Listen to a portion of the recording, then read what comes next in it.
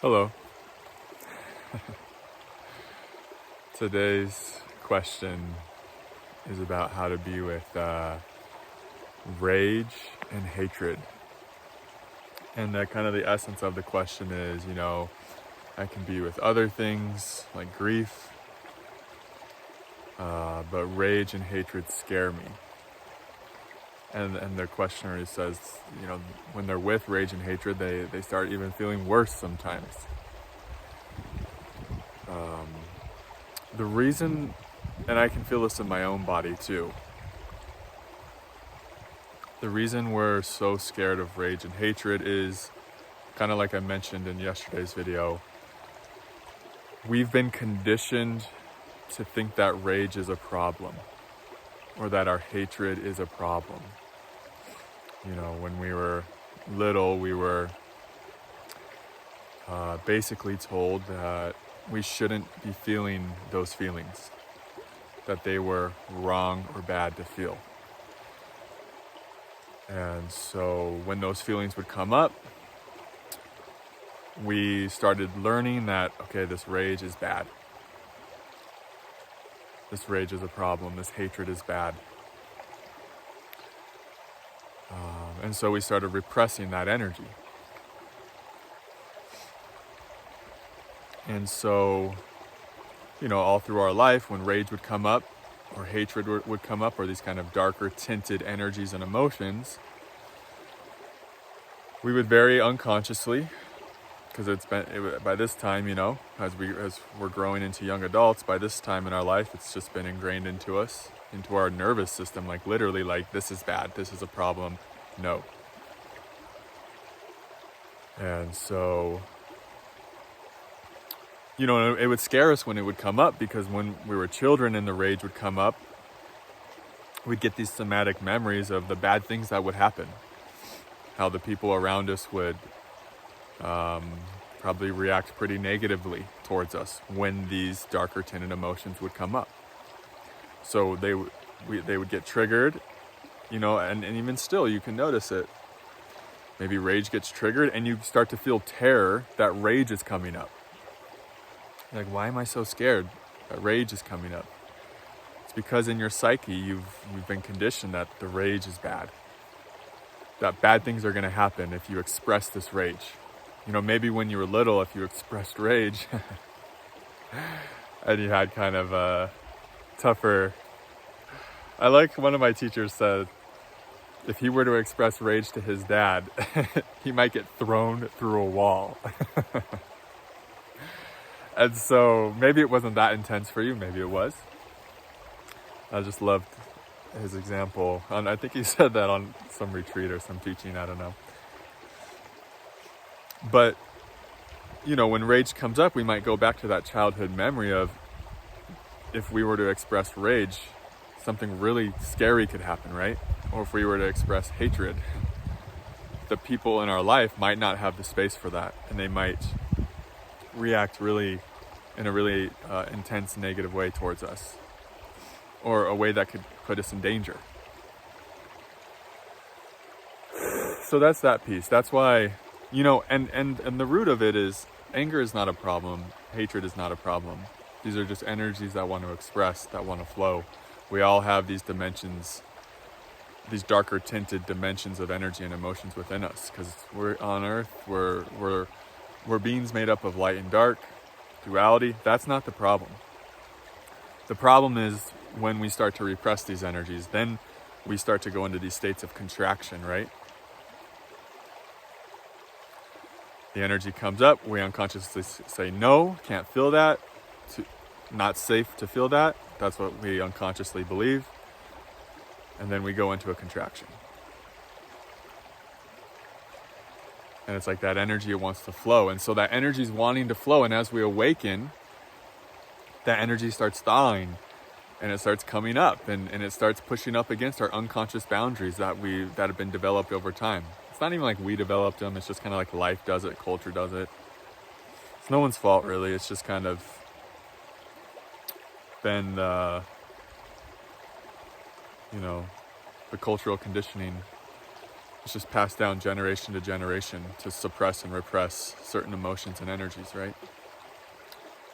But you're here to end that. You're here to kind of end that ancestral lineage, that programming. You're here to liberate yourself from it, and then you're not going to pass it down if you have offspring.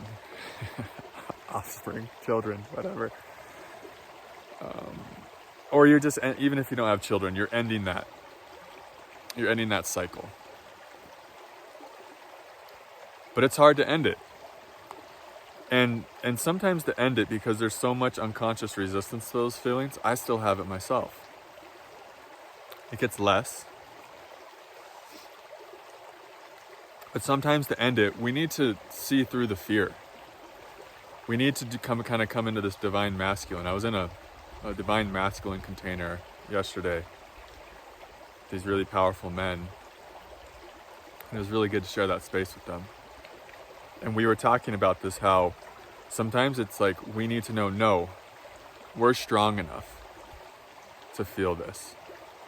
Sometimes we have to get in that we have to just really own our power there. And like having that, I'm strong enough to feel this rage. I'm strong enough to be with this hatred. And to even be with the fear about it. That helps us see through the fear more. Because at the end of the day, it's just a feeling, you know? It's just a feeling. And it can feel scary when it's coming up. And it can almost feel like it's stabbing you, like, oh, ow, ah. And it can feel like so much. And we're going to want to go into the mind. We're going to want to go into distraction. We're going to want to leave it. We're going to want to let that unconscious resistance pull us away from the feeling, right? Because it's so habitual. It has so much momentum. We're going to want to believe the thoughts that this is too scary to feel. This is too much to feel. We're going to want to be a prisoner to that almost and leave the feeling, because that's just what we've always done.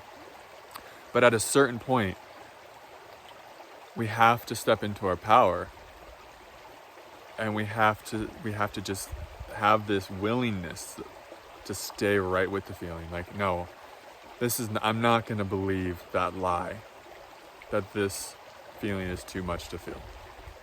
I'm not going to believe the lies that the fears are telling me and go off into my mind and distract and leave this. I'm just going to be with this feeling because I am strong enough. And it's like when that kind of power comes online, these feelings don't scare you as much, and there's more presence to stay with them. There's more of a willingness to stay with them. And like I said, it can feel so stabby and ouch, it hurts, burning. But as these feelings start transmuting into consciousness, as these feelings start transmuting into light, there's like, I was saying this in the men's group last night, there's like this orgasmic quality of it. Like, oh my God, it feels so good to bring that hatred and that terror and that rage into consciousness. It feels so good to let that repressed energy come up finally, right? It's like that's actually what's waiting for us. Our mind tricks us and tells us different stories. And our mind will perpetuate more suffering from those repressed energies. All kinds of stories can be manifested and created from repressed hatred and rage, you know? That we're unable to feel. But actually, when we're finally able to just be with that energy, it's like, what a relief. The energy can flow, we go in more into an expanded state. Those contracted energies are able to kind of release. But it does take this quality of like coming into your masculine a bit, or a lot. Yeah. Because you got to see through that resistance. You got to see through those stories. You got to see through that narrative that this is a bad feeling. It's like, no, it's not bad. It's just energy. We all got it. You know, the people who embody the most light, they're the people who tend to be the most balanced and feel the most safe with their anger and their rage and their hatred. These are just qualities of power. These are qualities that can help you with boundaries. Qualities that can help you to not be afraid to speak your truth. Qualities that can help you show up and not feel as fazed by other people's judgments and stuff like that. These are important qualities, and so many of us get so shut off from them, right? Get so disconnected from these qualities of our of our darker nature. And I don't say darker to mean bad or lower vibration at all. No, it's just energy. Balance is high vibration. That's what we want to balance. We want to be balanced. And to be balanced, we have to have all of us integrated, right? All of our energies need to have the freedom to flow. Because sometimes we're authentically angry, and that needs to be able to be there. The one thing I wanted to say to end this video is when you're feeling anger and you're feeling worse, sometimes that's an indication that there needs to be like some kind of action that needs to be taken in your life. Sometimes it's like anger's coming up, rage is coming up, and it's going to feel worse initially before the energy finally transmutes and kind of starts to be able to flow freely. But sometimes it will feel worse at first, like we're going to feel the burning, like I said, or the stabbing pain, or like the ouch, or the tears will come, or there will be shaking, or sometimes we're like sweating, or we're getting chills. It's like, yeah, these sensations can be quite gnarly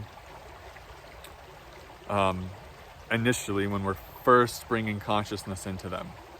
So that can be one sign of why it could feel worse when you go into rage and you go into feeling your hatred or your darker dimensions of emotions and energy. The second thing though I've noticed is sometimes I'll be sitting with rage, and I'm noticing it's just feeling like it's not releasing, and I'm bringing a lot of consciousness to it, and I've realized, oh, this rage is trying to inform me that I have to take an action that I've been resisting. One example was when I was living out of my car. At first I was enjoying it because of the freedom of it, and I just wanted to go on an adventure. But at a certain point, my body and my being was like, okay, I want a home. And I was resisting it because I was still wanting to kind of live that kind of lifestyle. But my body was telling me no. I was feeling so much anger in my heart and in my body and I was kind of resisting it. And the anger was just growing and growing and growing. And eventually I had to kind of listen to that anger and what it was telling me. And it was saying, get a home. And I could have had a home that whole time. I was just wanting to have an adventure. So I finally had to kind of take the step to get a home, and then that anger relaxed.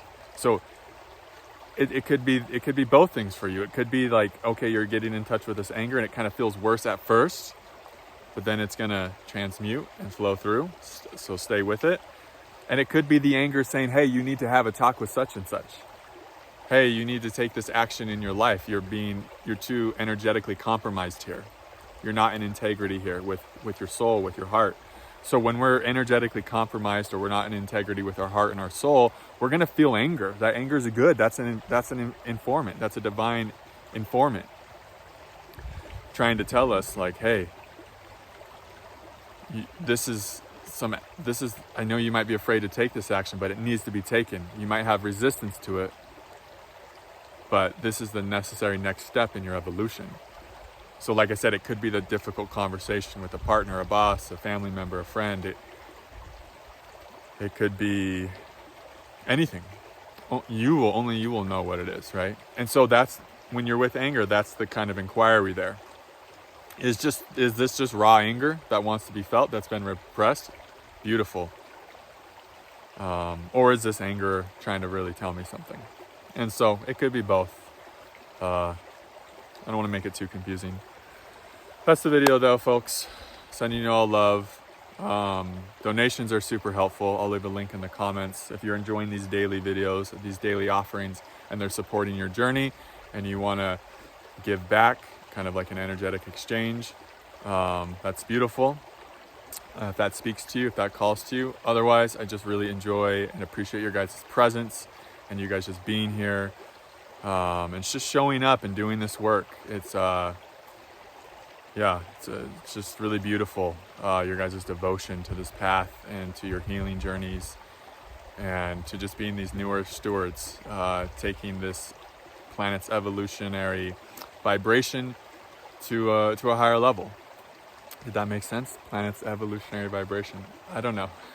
You're helping this planet evolve. You're helping the collective vibration elevate.